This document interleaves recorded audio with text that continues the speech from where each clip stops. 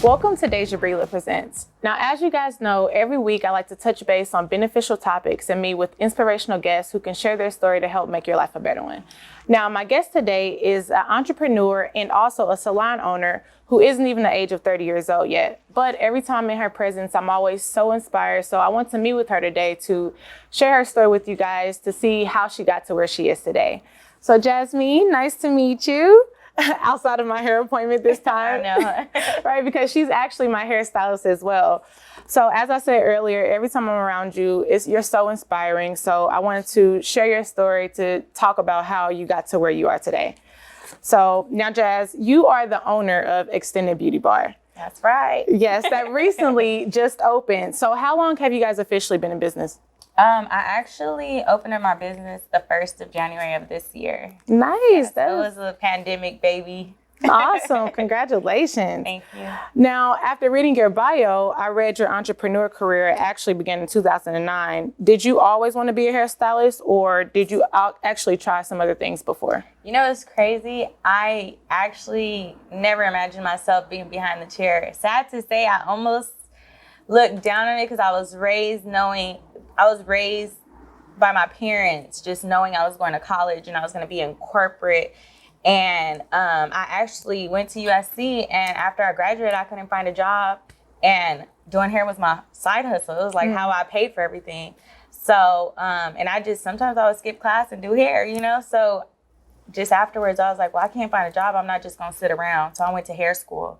Nice. And after that, girl, it just kind of like, I was like, you know what? I can do so much more. So going to college kind of just made me feel like I could turn being a hairstylist more into a business and more into a company. Nice. So it actually started just as a side hustle. It was never a side hustle. Never thought I'd be standing behind the chair all day. That's so funny how things work out like that. Nice. So when did you actually realize that you were good at it and you can really take this to the next level? You know what? I think,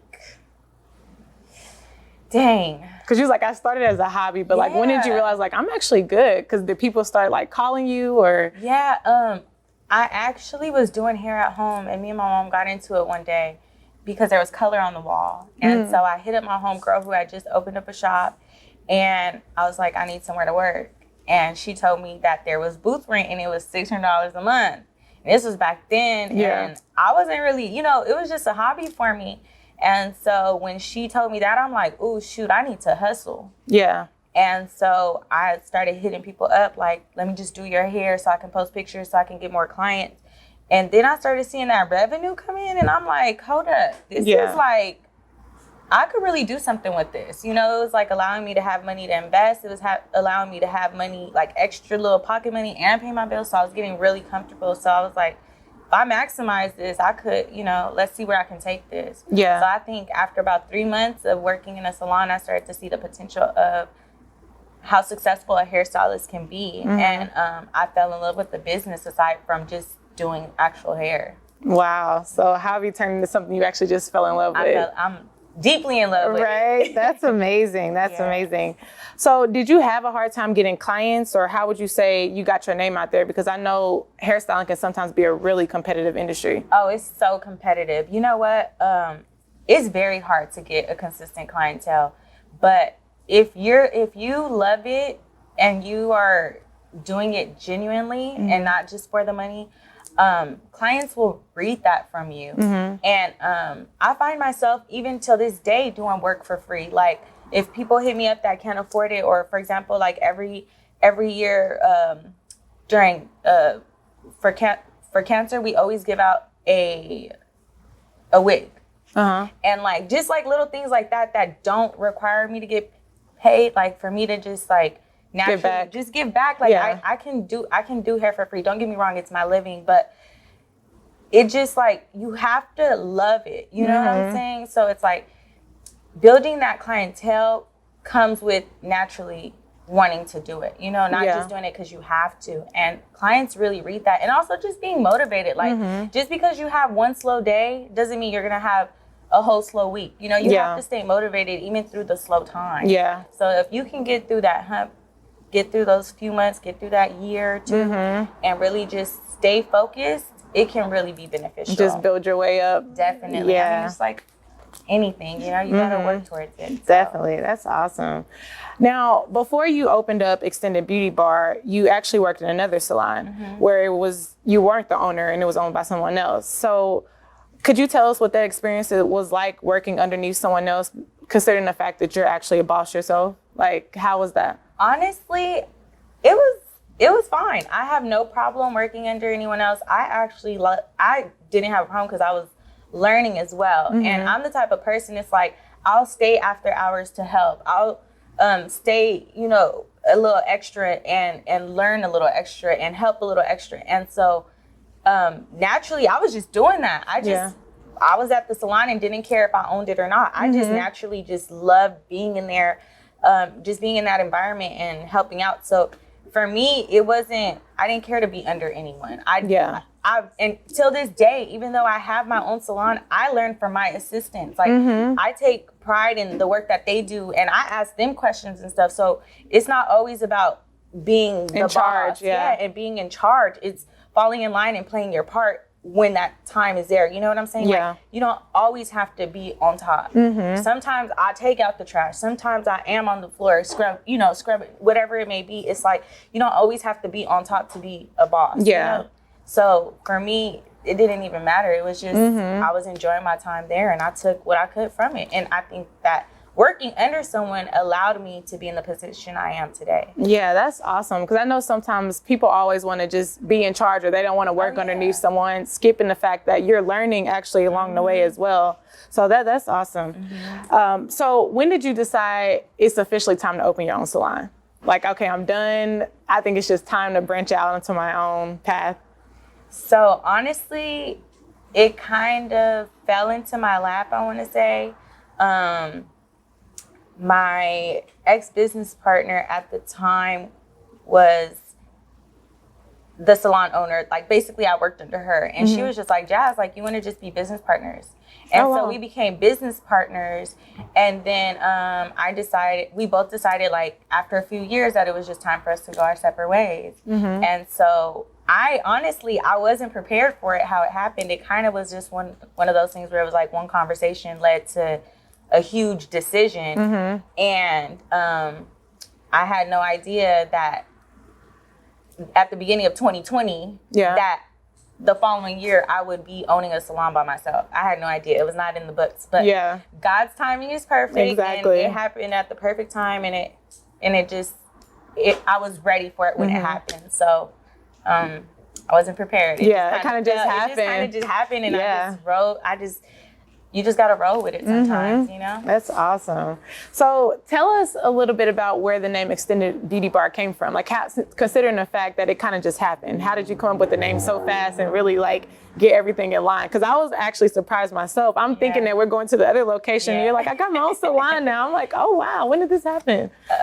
So how did you come up with the name? So Extended Beauty Bar was actually supposed to be just a hair store. It was never supposed to be a salon.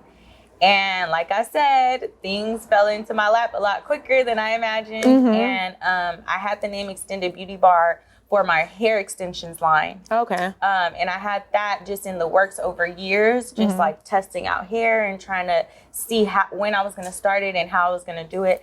And here I am today. Wow. So you kind of already had the name like on lock. The name was ready. Okay. But the name wasn't for the salon. Oh. The name was for a hair company. That was it.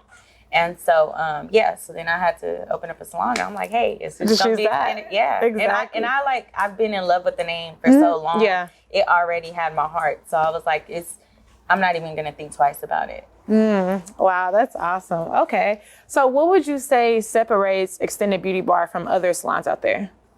Oh my God. In here, we love doing hair.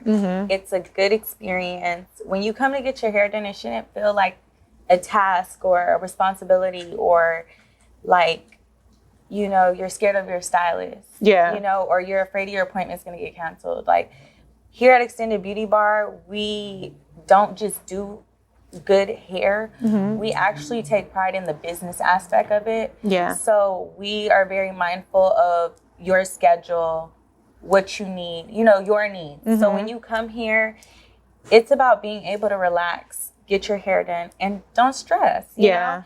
And we want to create more Black hair salons that have that vibe, you know? I'm not going to lie to you. I hear a lot about unprofessional hairstylists, and I don't get that complaint personally, but I hear it from every new client that comes in. Oh, my last stylist did this, my last stylist did that. And I hate hearing that because I'm a client as well. I've gotten my hair done and I've had a last minute cancellation done to me, and I know how that feels. So here, I try and teach everyone, like, it's about the business too. It's not just about being talented. The talent is out the window when your business is trash. You know what I'm saying? So here we just want it to be good vibes and for you to be excited to come to your hair appointment and relax. This is your me time. You've been working hard all week. You got stuff coming up. You know, we don't want the hair to be a problem. We want that to be your relaxation. Definitely. And I will definitely agree with that. I mean, when you come in, they offer you drinks, champagne, tea, coffee. Everybody's smiling, laughing. So it's definitely a really good experience. Oh, thank you. For sure. Now, even though you accept anyone as a client, you also have had some celebrity clientele as well. So could you name a few of those that you work with and what that experience was like? So I'm like, she's so humble, but she's worked with so many people. So I want to say two of my top artists were Doja Cat and Sweetie, which are very good friends of mine. I don't like throwing it out there, but yeah, I actually been doing their hair for some time now. I actually went to school with Sweetie, and then Doja, I do like everyone around her's hair. So I still keep in contact with them and stuff. So. Nice. Okay. Now, I also noticed that you are in a full-time relationship, but you also work very hard as well. So how would you say you kind of keep that balance between working as hard as you do and also being in a relationship? That's the first thing I tell anybody I date. I work a lot. So if you can't respect me being a hustler, we can't be together. You know? And also I'm very considerate of my boyfriend's feelings. So when I start to feel like he, not getting enough attention. He's not getting enough attention. Yeah, you can read your significant other. So it's about not being selfish and taking into consideration how someone else is feeling. And then I ask him sometimes, like, babe, do you feel like I'm working too much right now? Like, okay, like last night I actually had a little bit of free time and I was like, babe, meet me at the hookah lounge right after work. Let's go. And so we just went up there and had a great time. So it's, you have to create a balance for yourself as well, because having a relationship feeds our soul, Yeah, definitely. Your pockets might be full, but then it's like when you lay down in bed at night, you don't want to be just lonely. Right. And some people might just want to be independent for a while, and that's fine. But I personally like being in a relationship. So and my relationship is important to me. Exactly. So I definitely am very considerate of my boyfriend's feelings, but he also is very considerate of the fact that I love to hustle and I like to make money and I love my job. Yeah. So it's a kind of balance between both. It's a balance. Yeah. That's awesome. Well, that's very amazing. And like I said, I love what you did with the salon. It looks so good. So we're going to show you guys that at the end of the video. You can kind of check everything out, but it looks really, really good in here. Now, before you leave us today, Jazz, if you could leave any future entrepreneurs or even future salon owners out there with any advice, what would you say? Oh, man. I would just have to say that all of us are out here and we don't know what we're doing. So don't be scared. It's a very natural feeling to feel like you don't know where you're going. It feels like you're walking with a blindfold on, just feeling your way through. But you just have to make sense of everything when you're going through it, and just think about your decisions, but don't be scared to make those decisions. You have to take that leap to get further. And growing is uncomfortable, so get comfortable with being uncomfortable. That's awesome. So like I said, I highly recommend Jazz as a stylist if you're in the Los Angeles area. She is definitely amazing. So Jazz, also before you leave, tell everybody where's the best place to reach you, like your social media and everything. Okay, you can find me at Hair by Jazmeen. It's Jazmeen on Instagram, or at extendedbeautybar.com. Awesome. Okay. Well, thank you so much for meeting with me today. Of And course. congratulations on all your success. So proud of you. Thank you. Yes. You too, girl. Yeah, I'm so happy I'm getting interviewed by you. Like, who would have thought we would be here? Definitely. I'm like, I definitely got to check her out. So yeah, you guys definitely check it out. And I'll include all Jazz's information at the bottom of the screen as well. So that wraps it up today for Daisha Breela Presents. And I will see you next time.